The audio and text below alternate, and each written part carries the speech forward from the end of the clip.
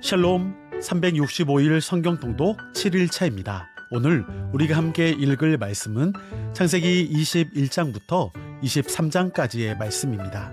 21장은 하나님께서 약속하신 대로 사라를 통해 아들을 낳게 하시는 내용입니다. 그의 이름은 이삭이죠. 이삭은 창세기 12장에서 약속하셨던 후손, 자손에 대한 하나님의 약속의 성취 증거라 할 수 있습니다. 물론 아브라함이 죽을 때까지 하늘의 별처럼 바다의 모래처럼 그렇게 많은 수의 자손을 볼 수는 없었습니다. 하지만 아브라함은 하나님께서 약속하신 바를 이루었습니다. 히브리서 저자는 11장에서 믿음은 바라는 것들의 실상이요 보지 못하는 것들의 증거라고 했습니다. 즉 경수가 끊어진 상황에서 아이를 낳도록 하신 하나님의 놀라우신 역사가 이삭을 통해 첫 시작점이 되었고, 하나님은 그렇게 역사를 이루어 가셨습니다.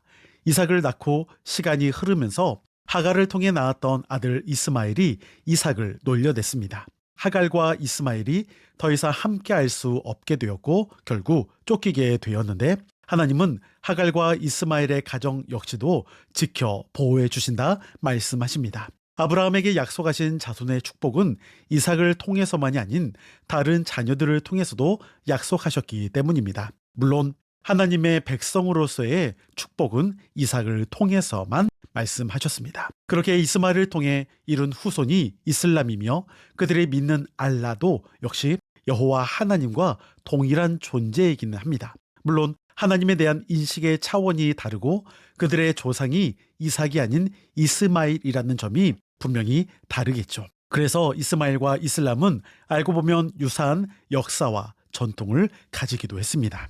창세기 22장은 하나님께서 아브라함을 시험하는 내용입니다.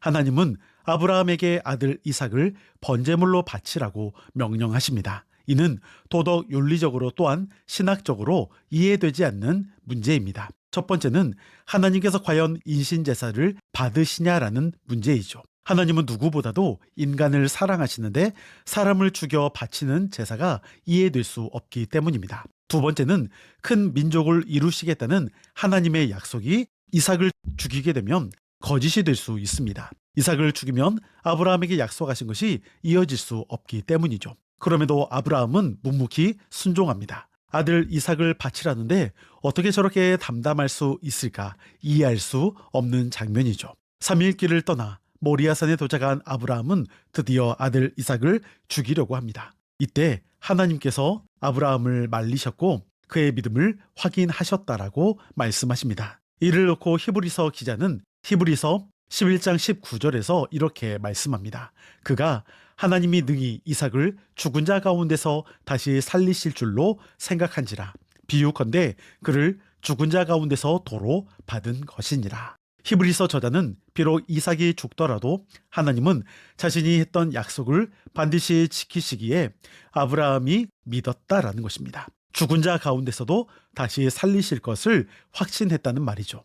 아브라함은 하나님을 완전히 신뢰했던 것입니다. 창세기 23장은 사라의 죽음이 나타나고 아브라함이 값을 지불하여 막벨라 굴을 산 후 그곳에 아내 사라를 매장하게 됩니다. 이것은 곧 아브라함이 그 땅을 소유했음을 증거해 주는 일입니다. 하나님은 땅에 대한 약속도 준비해 가심을 볼 수가 있습니다. 이제 이어서 창세기 21장에서 23장까지의 말씀을 보겠습니다. 오늘도 승리하시고 평안하세요.